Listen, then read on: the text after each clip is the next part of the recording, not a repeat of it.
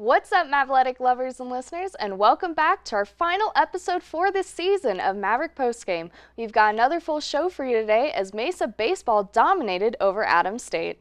And softball advanced to the RMAC title but fell short to Colorado Christian. Plus, men's lacrosse also advanced to the RMAC title game. And women's lacrosse also won the RMAC championship to Regis.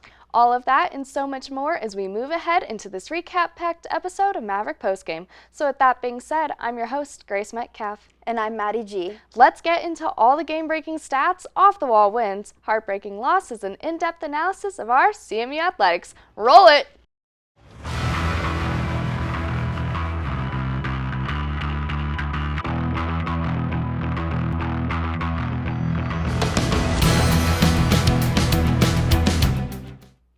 Hello everyone, once again I'm Maddie G. And I'm Grace Metcalf. Let's hop right in and take a look at all the Mavtastic action that took place this week here at CMU. The Colorado Mesa baseball team closed out the regular season on Saturday afternoon with a 20-4 run rule shortened win over Adams State. The Mavericks started early with a 9-run first inning that saw 14 batters come to the plate with a stretch of 7 straight reaching base. They wound up scoring in 5 of the 6 innings they batted in.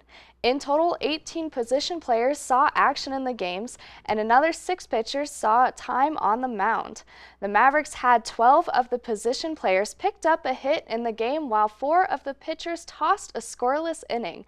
Christos Stefanos provided a big bat for Colorado Mesa as he went 3 for 3 with 3 runs scored, 4 runs driven in, a double, and 2 home runs. Stefanos' first home run came in the 3rd inning and was a 2-run shot to left field, while his second came in the bottom of the 5th and was a towering solo shot to left field. Julian Boyd was also a pest for the opponents all day as he reached base in all 4 of his plate appearances. He finished 3 for 4 with 3 runs scored, 2 runs driven in, and 3 stolen bases. Harrison Rogers hit his 12th home run of the season in the 1st inning, a 3-run no-doubter to right field. Anthony Durbano received the win after pitching a scoreless 4th inning where he allowed 1 hit, walked 1, and struck out 1 to move his season record to 5-0. Kay Nicole earned the start on the mound and went 2 innings and allowed 2 runs on 4 hits with 2 strikeouts. It was the Valencia, California native's first career start. Colorado Mesa finished the regular season at 41-9 and 30-2 in the Rocky Mountain Athletic Conference. As a team, the Mavericks dominated in the statistics, having more RBIs 19-4, hits 22-11, and home runs 3-0.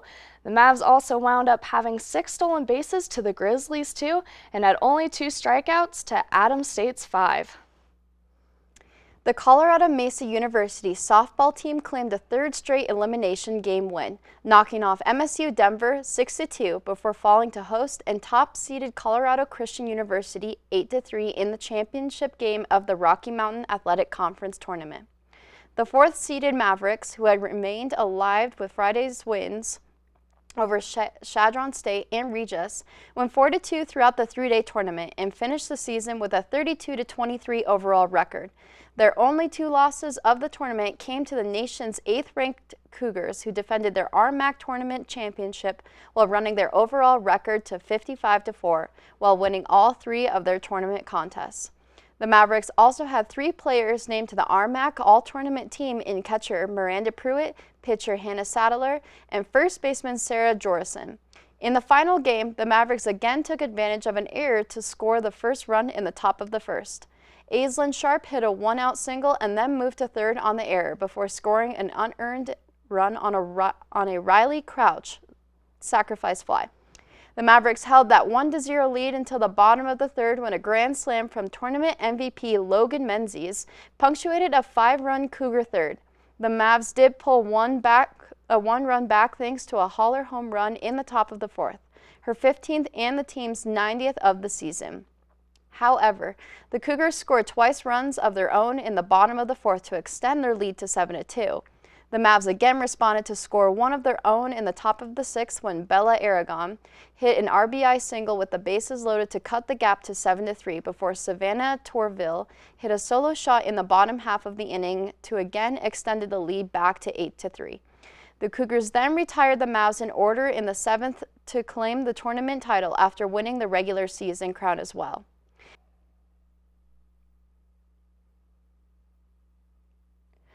As a team, the Mavericks did out-hit the Cougars 9-7 throughout the game as Jorison went 3 for 3 while Sharp was 2 for 4.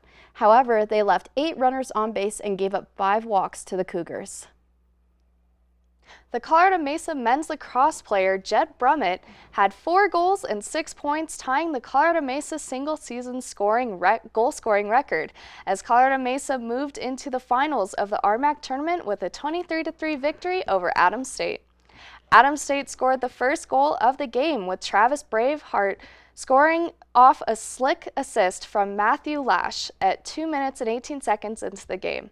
The Mavericks responded 16 seconds later with Switzer firing a laser into the net from Jade Brummett. From 3, the Mavs were rolling. Jed Brummett had a hat trick before 10 minutes of game time had passed, and Switzer got his hat trick a minute and a half later. Sal Iaria had 2 goals, one from a man up, and then assisted Hunter Holcomb for another score. JJ Brummett and Philip Peterson both scored within the final 30 seconds of the period to give CMU a 13-2 lead after 1 quarter.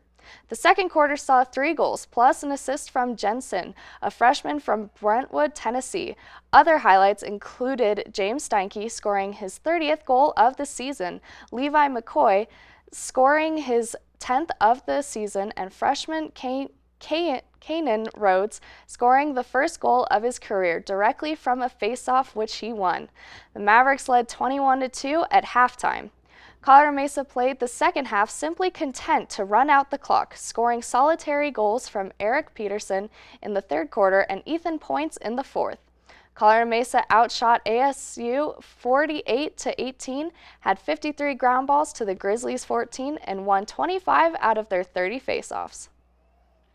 The Colorado Mesa women's lacrosse could not replicate its magic from the last regular season meeting with Regis, losing 12-4 in the top-seeded Rangers in the championship game of the RMAC tournament. It is the 4th straight RMAC tournament championship for national number 7 Regis and the 3rd straight time Regis has beaten Colorado Mesa in the final. It brings a familiar yet disappointing end to a historic Colorado Mesa season in which they beat Regis for the first time in 28 attempts and achieved a share of the conference regular season title for the first time in program history.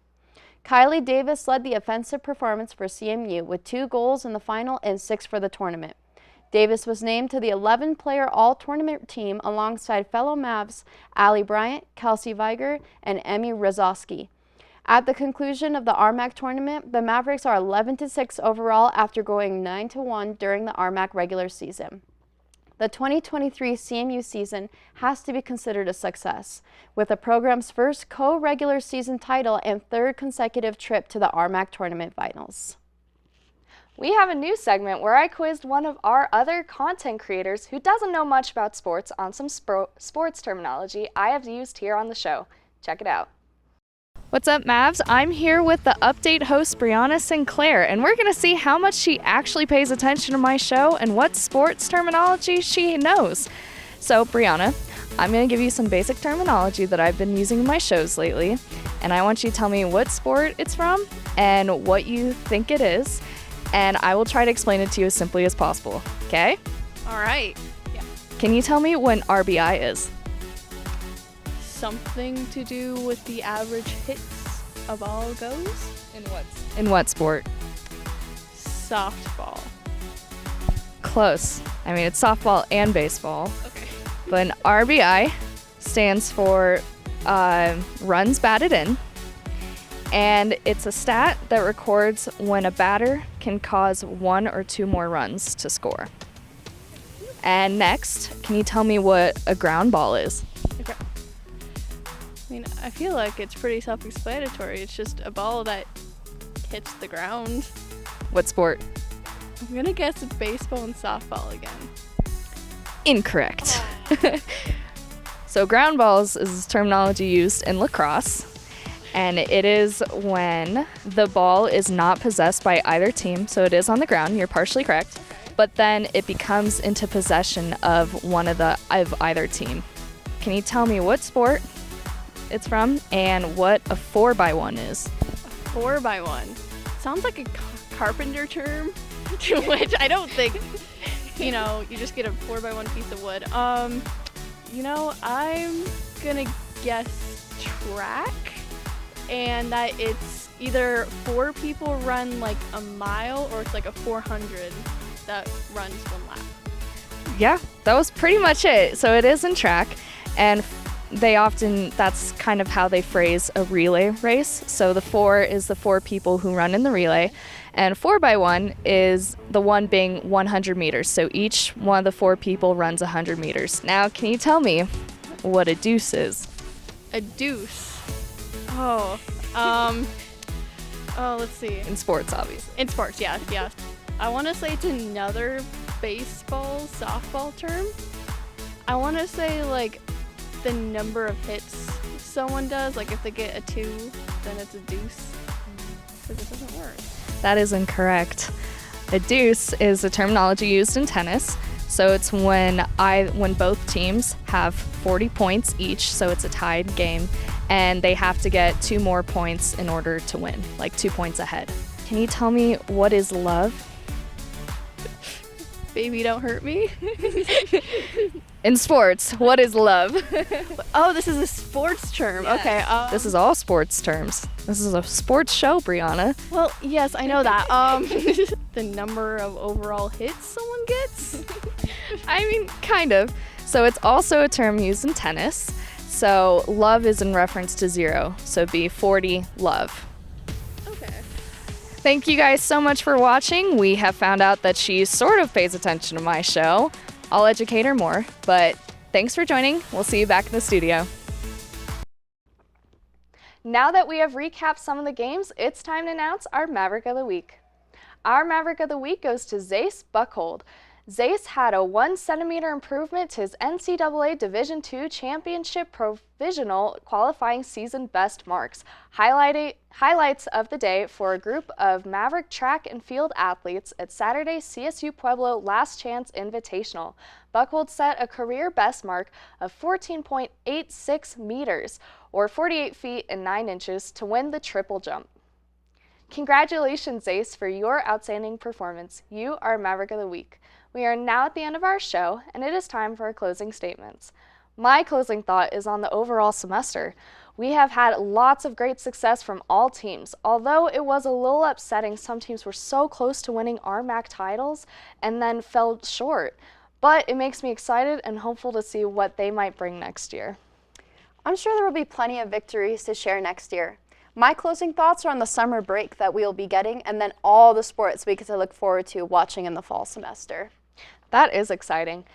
Now that we have wrapped up all the action from this week and given our closing thoughts, it is time to close the show. Thank you everyone so much for joining us this week on Maverick Postgame. I've been your host, Grace Metcalf. And I've been Maddie G.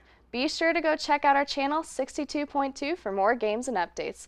We'll catch you this fall on an all-new recap-packed season of Maverick Postgame. Stay safe, Mavs, study hard, go to a game or two, and of course, have yourselves a most amazing day.